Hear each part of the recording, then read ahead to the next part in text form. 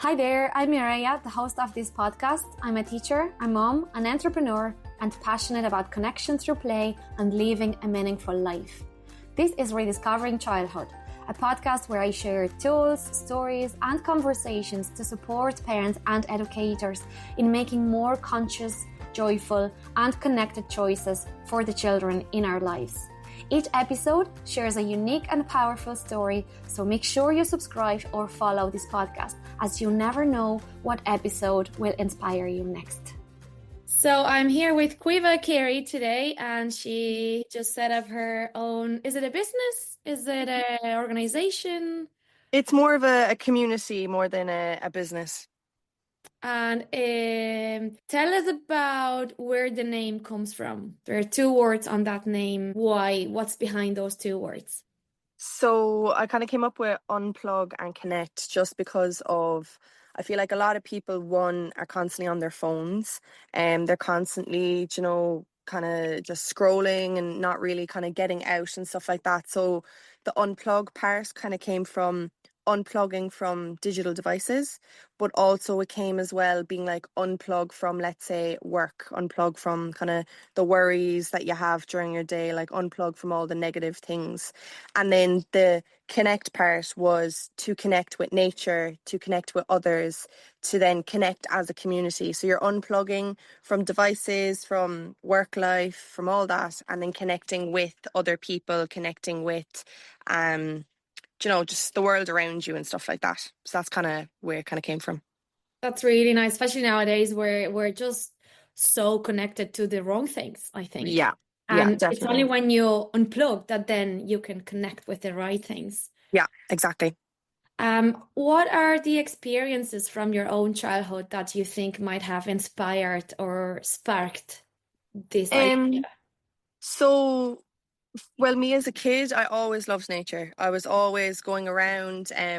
Like my granny's was kind of my forever home. I'd always be up at my granny's every weekend, and she lives out in the countryside. So I always found myself kind of just walking or around, like around the fields, around the countryside, always getting out. And then um like even weekends or during summer holidays, my parents and myself would always go for spins, and we'd always find ourselves in God knows where, just going for long spins, just going out to nature. So I was always a nature person. I always liked doing activities. I wasn't a big, let's say, digital person. As a kid, I didn't have a phone anyways till I was 13, but that would have been my parents' decision, which now that I look back is probably the best decision that they could have made for me.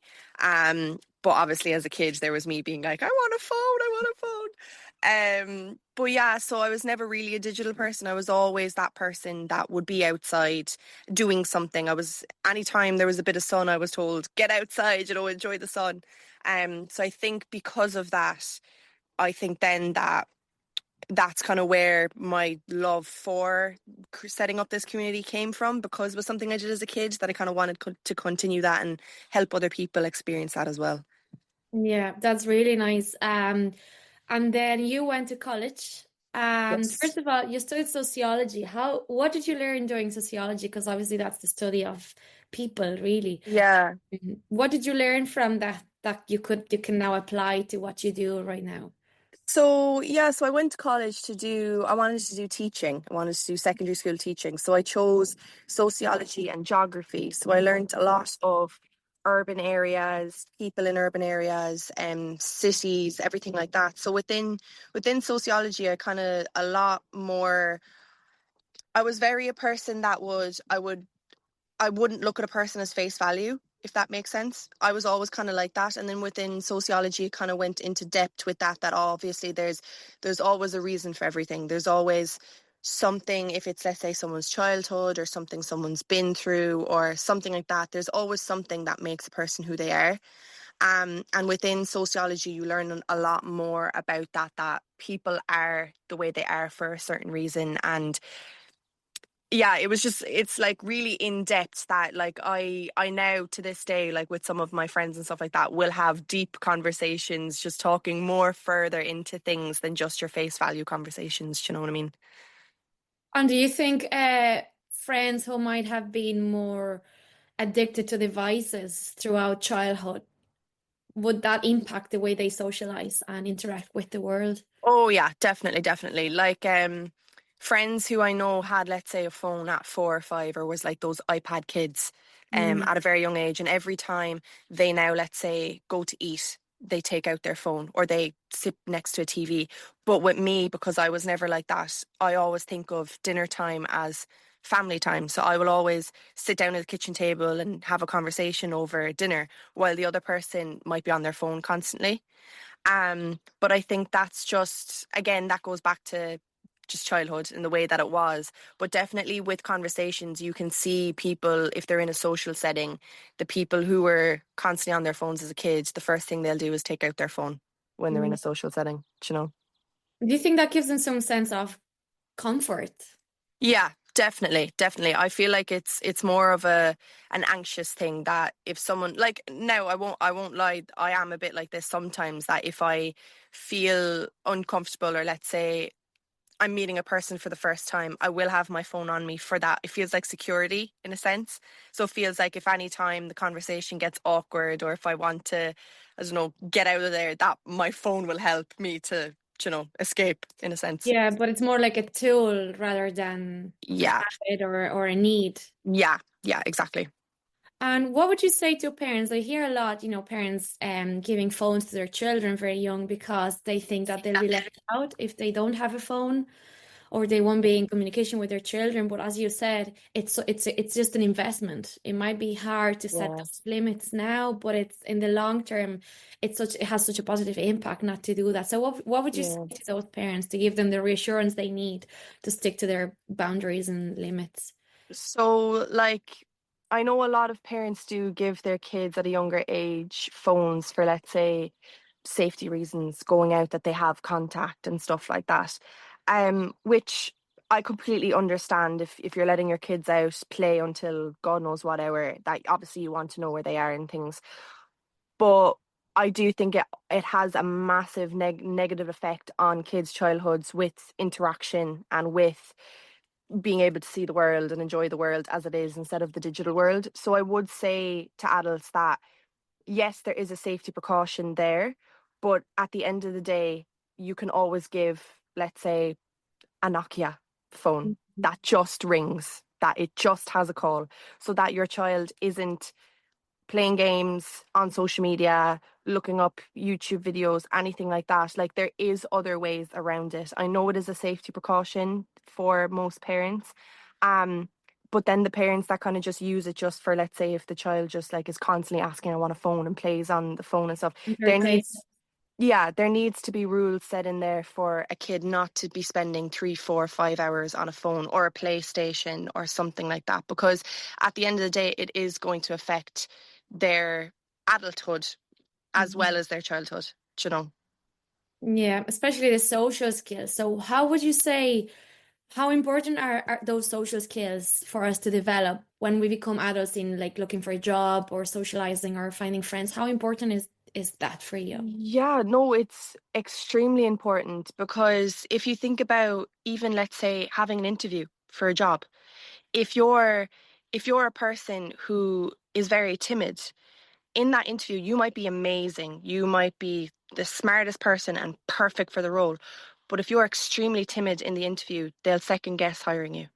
If you're going into, let's say, if in your job you have a public speaking role, and you're not very comfortable with public speaking, or even if you haven't done it before, or you don't socialize because you don't go out and socialize with people, you're going to find that really tricky, and then you're going to just beat yourself up. It's more of a mental thing. You're going to it's not that people are going to judge you or anything like that. Like, at the end of the day, if someone is a shy person, someone's a shy person, the people don't really care about that.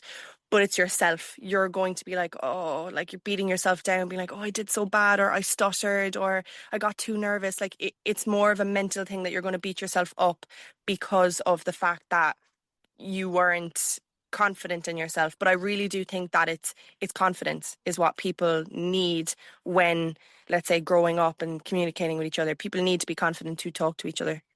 Yeah, and I think the phones, there are two things, I suppose. The dangers of, as you said, spending hours on YouTube and God knows what you'll end up watching that you shouldn't be watching at a certain age. Yeah. Dangers of people, when you say kids have access to a phone, means anybody behind that phone has access to your child as well, which is really scary.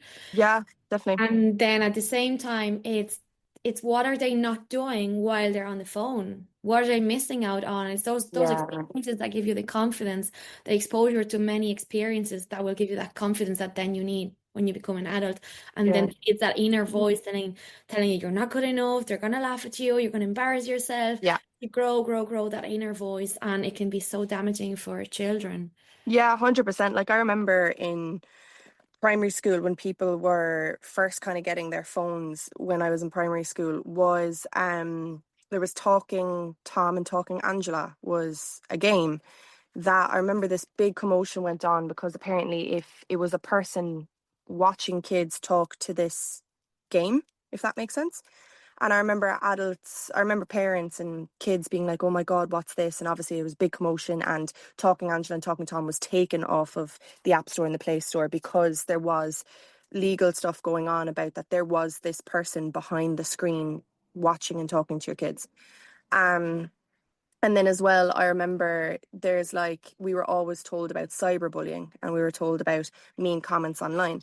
And as a kid, you kind of don't really like, you're like, yeah, yeah, but if someone says something, I'll say something back, like, that type of thing.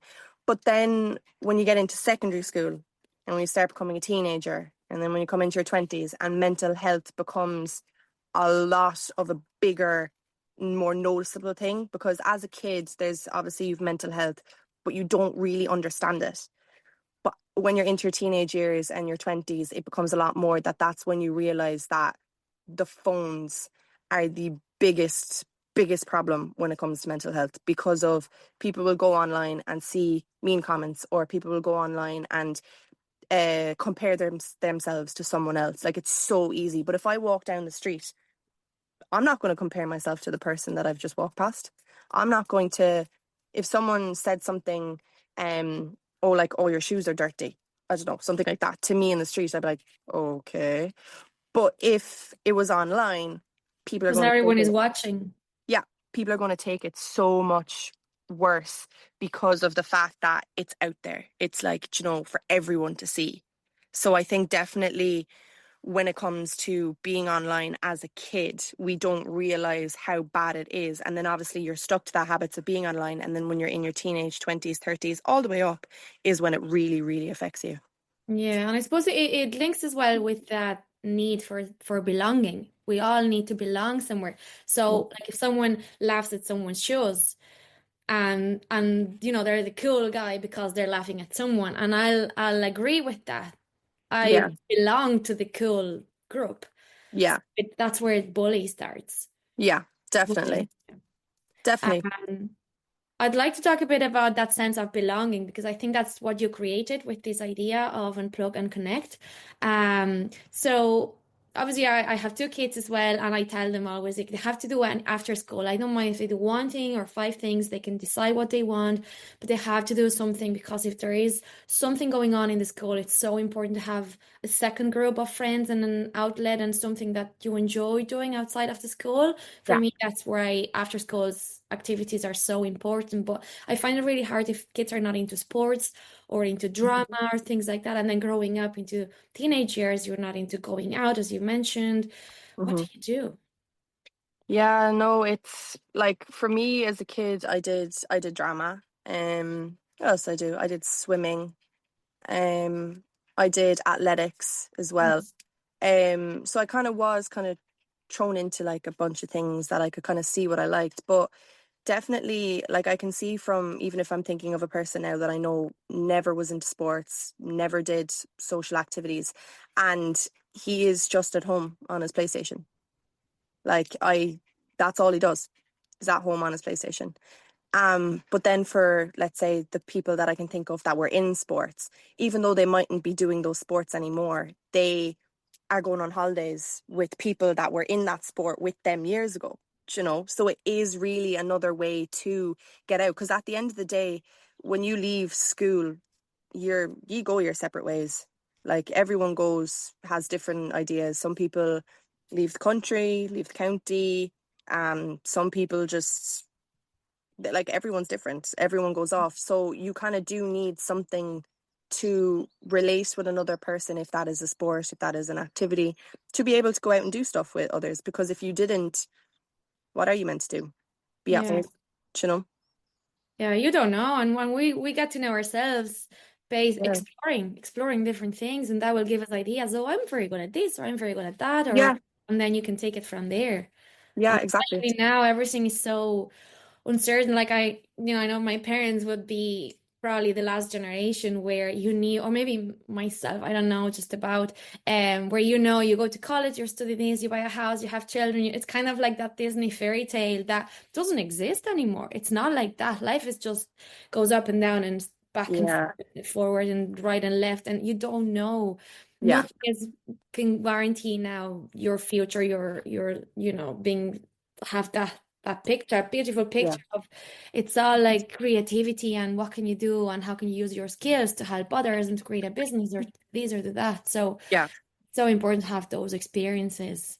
Yeah, 100%. Like from my previous job that I had before, I worked in sales, but the average age was, God, it was all over the place. Like there was 50-year-olds, 40-year-olds, 30-year-olds, 20-year-olds all working this job.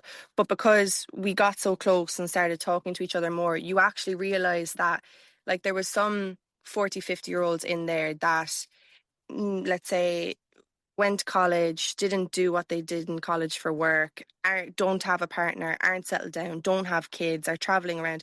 And then you kind of really see that, oh, that kind of stereotype of go to college, get a job, meet your Mhm. person, have kids, have a house, settle down, retirement age, do what you want. That doesn't happen. Like you realize that that's just one person's mindset. You know, that isn't real life. And like having those conversations with the older people that I worked with, you really realize that, like, life could go anywhere. It could be Yeah. anything. Yeah. And it just builds your resilience and then you can just take anything that's thrown Yeah. at you. Yeah. You went to college during COVID. Would you like to share your experience? Yeah, so I finished sixth year in secondary school, literally just when lockdown happened. So I didn't get leaving cert. I got predictive grades. I didn't get a graduation. I didn't have a DEBS. I didn't get to sign my yearbook. I got none of the stuff that sixth year is all about, like that everyone waits for. And then when I went into college, I put down arts for teaching because I wanted to be a secondary school teacher. And then the first year of college was all online. So I didn't get to meet anyone in person. We didn't get to, let's say, go out and meet each other because of lockdown and the restrictions. So I just remember all of first year college just crying in my room to my mom, telling her that, oh, like, I don't like college. This isn't what people said it was. Like, everyone's saying, oh, these are the best years of your life. You're going to love them. You'll meet so many people. And there's me stuck in the four walls of my room on a laptop. Not even getting to go out and do the normal things that I always did, which was going, for the spins or going for the walks, the activities. I didn't get to do any of that. So first year of college definitely was the hardest for me. Second year of college then went by, and because I was so used to being by myself for those 2 years of sixth year and first year college, I didn't decide to, let's say, go out and socialize with people. I stuck to myself. I went into class and I sat next to one girl who I knew from secondary school, and we stuck with each other through the whole college experience because I think the both of us just didn't want to socialize with people. I think the extrovert in me kind of died a little bit during COVID. And I didn't feel the need to socialize with people. So I didn't take the opportunity to go into clubs or anything like that. Like during the first year, I joined dance class, the dance club, and it was dancing on Zoom in your room. What? And I remember joining the first class and I was like, yeah, I'm never coming back to this. I was like, yeah, no. Because my room was tiny and like we were meant to do kicks and all of this. And I was like hitting my wardrobe. I was like, yeah, I'm not joining this again. So in the second year, I actually went into the dance club. I joined for one class, because when I was in there, all the people who joined in first year of college, so obviously I was in my second year, all the people who joined in first year of college was all chatting to each other and all like, yeah, like, oh yeah, we did the leaving cert, because they still got a year of socializing. Because they were still online with each other and just came straight from secondary school. So they didn't realize how different it was jumping into college. So I could see everyone in the class socializing and laughing and joking with each other, and I was just stuck to myself. Didn't talk to anyone during that class. Just copied the dance teacher, did the moves, and I never went back. And then when I was talking to girls, let's say, who were in the year below me, who came in first year, saying like, "Oh, it was so hard," they couldn't agree with me. They were like, "Oh no, like it's grand, like it's fine." But because they hadn't gone through that year of being online by themselves through all of college, they didn't really understand. And then as well, because I was in arts, I was in such a big course. There's like 400 people in my course. So we didn't have those workshops where it's like small group projects or small little interactions where you're able to talk to people. It was literally just come to class and leave class. There was no, group chats, meet up, and we'll go for coffee today or we'll do this. There was none of that. But like friends that I had from secondary school who were in, let's say, commerce or were in a science course, all had group projects.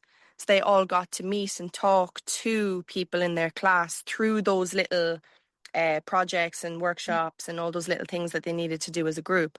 But arts never had that. So within arts, you were literally just by yourself. Even though you had 400 people around you, you still felt very much on your own in college. Yeah, there's a quote I really like that says, when you don't like something, you either accept it or do something about it. And Yeah, you clearly did something about it, because that's very linked, that experience links to what you did now and what you lacked of. Like, we didn't have that experience, yeah, that group, that community where you could go to and create that safe space, yeah. be yourself. Yeah, definitely. Like that was the main reason why I came up with Unplug and Connect as well, is because of the best years of my life are still yet to come, because I never got them. And I feel like a lot of people as well did also feel that way. Even people in their 30s, 40s, like people who are years out of college or never went to college or anything like, but I do think that a lot of people do agree that their best years of their life and like the most fun years of their life are still yet to come. What kind of profiles of people have joined so far to the activities? And tell us a bit about the type of activities that you do through. Yeah, so the first ever one that we did was in Killarney National Park. It was just a walk and a yoga class, and ages ranged from 20 to about, I'm going to say maybe 45 or something like that. And it was mix of men and women. There was a complete mix, which I was kind of shocked with, that the men actually arrived for the yoga. I was so proud. But they loved it as well. They were laughing and joking with each other. And then after the yoga, we just went for a walk, and that's when people, got to talk to each other and kind of socialise and say where they're from. It was in Kerry, and there was people from Cork, Kerry, Limerick, Clare, and Laois. Wow. Arrived. Yeah, someone from Laois came all the way down, which I was like, I'm amazed Goes by to them. show the need for that, isn't it? Yeah, To go definitely. that far, yeah. And then the second event then that we did was axe throwing in Ballyhass in Mallow, which they actually got onto me and said that we love the idea, we love what you do, it really resonates with our own brand, and we'd love to do a complimentary axe throwing. So we did axe throwing there. Loved it so much. They were so good to us. The instructors and everything there were unreal. And again, 20, 30, 40 year olds, mix of men and women. It was and a lot of people who came to the first event came to the second event as well. But there was also new people as well. So there was a good return of people who were at the first one, but then also new people coming to it. And then the third event was an Easter egg hunt in Doneraile. That day it was raining. So that day we didn't get as much people as possible, but there was a good few families and couples, and there was kids running around looking for all the Easter eggs and stuff like that. So that was lovely to see as well. And I got chatting with a load of families, basically talking about what Unplug and Connect is and stuff like that. But yeah, it's literally like all of the events are indoor, outdoor. It's my main thing is I just want to be able to do something for everyone. So on the Instagram page, I mainly talk on my story, asking people, give me ideas. What are your hobbies? What do you like to do? If you like to just sit down and read a book and talk about a book with someone, we could do a book club. If you like going for a walk on the beach, we can go for a walk on the beach, have a picnic. Not a problem. If you like water sports, I can get on to water sports. Like I've got on to surfing places up the country. I've got on to activity places.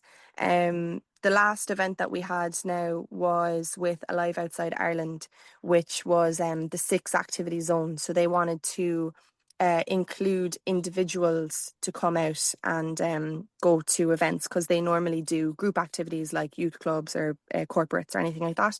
So they wanted to involve individuals. I was after reaching out to them, and they said, yeah, we want to try and see how it goes. So there was about 13 people that went to that, but it was unreal, because the teamwork, especially in my own group, there was 5 women and 1 man in my group, and there was about 5 men and 2 women in the other group.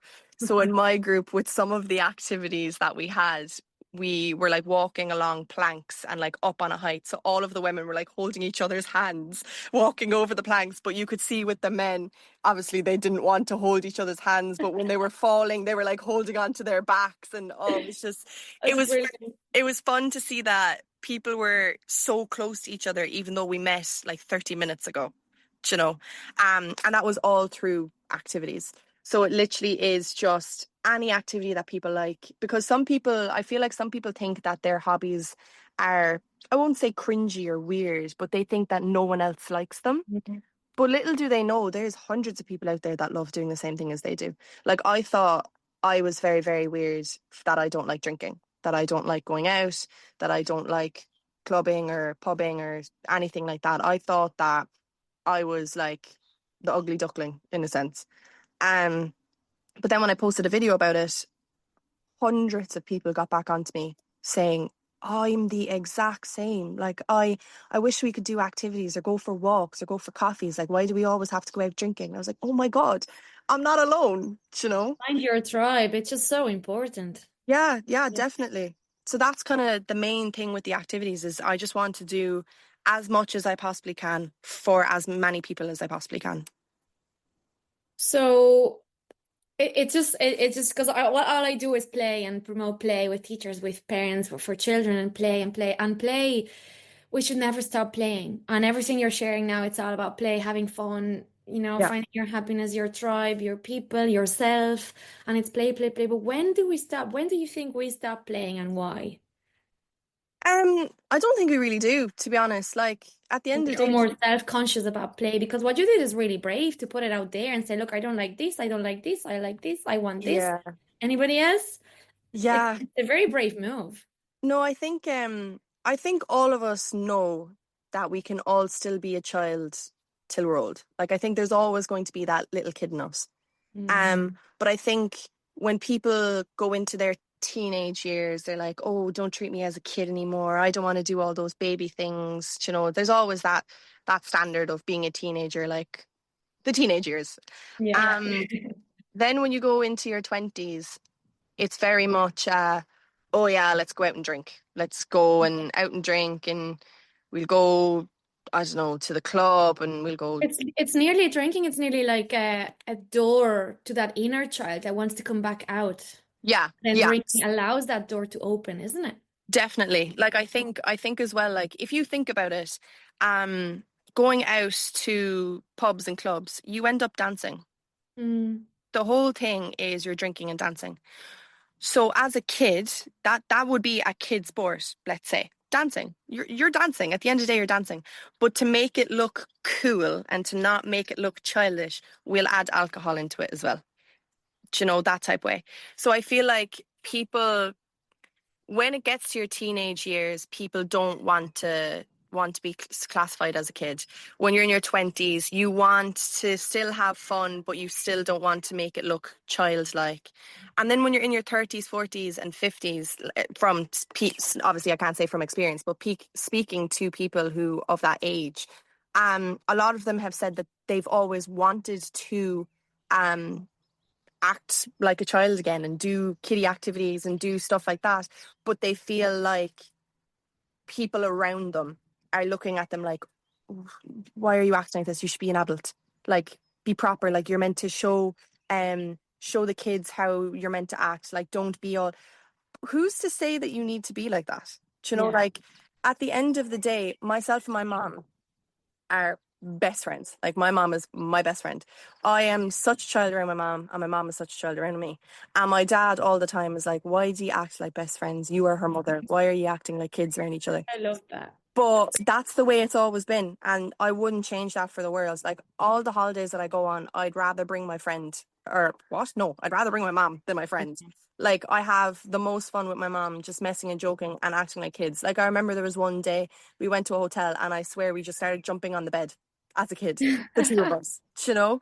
So who's to say that you can't do that? I think it's literally just it's a mindset that people think that you have to act a certain way at a certain age. And those are the memories that make a difference, isn't it? Yeah, definitely. 100%. Yeah. And what could you say to any moms? Because most of our listeners are moms. What would you say to them that something they could start doing today to not be afraid, to be themselves, to be silly, to have fun with their children? And how is that going to impact then their relationship? How important is that connection with their children? And what are the little things they can do Mm-hmm. be close to their kids? It really, I don't know, like, at the end of the day, I saw this quote before and it nearly sent me into tears. It was basically that, don't be hard on your mother because your mother is being a mom for the first time. Oh, So at the end of the day, your mom is learning every single day as well. Do you know, you're learning how to be a kid, how to be a teenager, how to be in your 20s. But at the end of the day, you're not the only one learning every single day in life. Your mom is also, like, this is the first time that your mom is a mom, do you know? Um, so I really do think that mothers need to also realize that it is their first time being a mom. They can make mistakes. They can be silly. They can be themselves. At the end of the day, they don't need to you don't need to switch from being, like, let's say if you were a fun, silly, out there person, and then as soon as you become a mom, become strict or something like be that. perfect. Well, we think it's perfect. We Yeah. be perfect all the time. Yeah, no, I genuinely do think that your child would absolutely adore and look up to you if you were that mom that stuck out. If you were that cool mom. If you were the mom that is the only mom that would go spinning. Like, for example, my mom. When I tell all my friends that my mom and myself go spinning, all of my friends when I was younger wanted to go spinning with my mom. So with me, I was like, oh, my mom's so cool, you know? Because everyone else wanted to be with my mom. And like, even my friends now, like, anytime they see my mom, they'll say, hi, mom. They'll just see her as their own mother because she's just, let's say, different in her own way. And we always laugh about it, that like, we're always going to not fit in. And it's better to not fit in, be yourself, and just be a mom the way you want to be a mom. And I always say that, especially to my dad, because my dad's always like, oh, you shouldn't be like messing with each other and da da da. But mom's like, but this is my best friend. I'm like, The yeah, fear of embarrassment, isn't it? exactly. Yeah. Exactly. And I feel like as well, like, my friend, for example, she's a young mom. And when she goes to mother classes, there's obviously older women there than her. And she has said most of the time when she goes there that she feels there's a pressure on her to be like them. Mm. But she is 10, if not 12 years younger than all of them. So her mindset is completely different. the way she wants to raise her kids is completely different. But she feels that there is this pressure on her to be like all the other moms.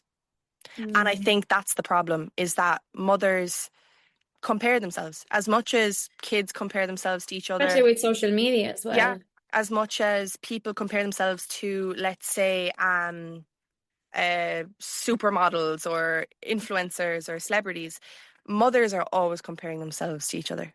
Always. Judging each other. Yeah, always. Always. And I think that's one thing that my mom doesn't do, is my mom does not care what way she raises me. At the end of the day, if she raises me the way she raises me, she's happy. Do you know, she will always be herself. And that's why as well that I have that's the way my mindset is, because of my mom. Do you know, like I always say, the person I am is because of my mom. So if moms tend to think that I want my child to be like this, to be free, to have fun, you need to be free and have fun. Because your child is always going to end up a little bit like yourself. It's going, like, the apple doesn't fall far from the tree. Do you know? Yeah. So I think moms really need to just take a step back, relax, don't put so much pressure on themselves, and just have fun with their kids while they're kids, because time will go by and they're not going to be kids anymore. Do you know? That is one of the most beautiful conversations I've ever had, seriously. If you could go back and speak to the Caoimhe that started on the first day of college and how scared she was, what would you say to her, knowing what you're doing now? I would probably just say head up. Keep your head up. It's not going to be that hard for that long. You're going the right direction. Stop stressing in the moment, stop looking at the future, just take it day by day. There's always going to be a good day after a bad day. Yeah, I'd kind of just say to her, it's not going to last that long. You'll be fine. Just keep going. Keep going. Yes. That's Yeah. really powerful to know that when things are not looking great, it's always temporary. Yeah. Yeah. Where would you like to see Unplug and Connect in 5 years? Well, I'd love, first of all, to be able to see it all over Ireland. Just because I know it is quite hard at the moment to go up the country. Like, I don't mind. I've said it to loads of people that if people want to go to Donegal tomorrow, I'll go up to Donegal. Not a bother. But it is quite hard being in Cork, so down south, to have myself in multiple different counties at once. So I'd like to just try and have a lot more people know what it is, get it out there more, have more events on in different counties, and have them like nearly every day, because every day you could do something for someone, do you know? Obviously now we're into the summer months, so I want to try and do something a lot more to try and use up the sun while we have it.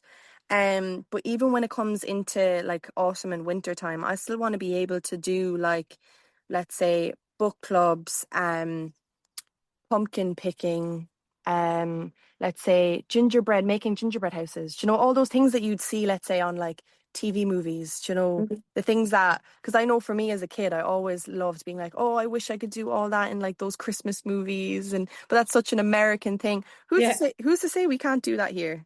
Do you know, all we need is just a group of people to do it with us, because that's all it takes, is just people to say yes to an idea. And then from there, as soon as people have an idea, it can go somewhere. So that's why for the next definitely 2-3 years, I hope to try and just get it as widespread as possible across Ireland, get as many people knowing about it, so that let's say someone who's just after coming out of work, they can turn around and just look and be like, okay, what activity's on this evening? Perfect, let's go to that type of way.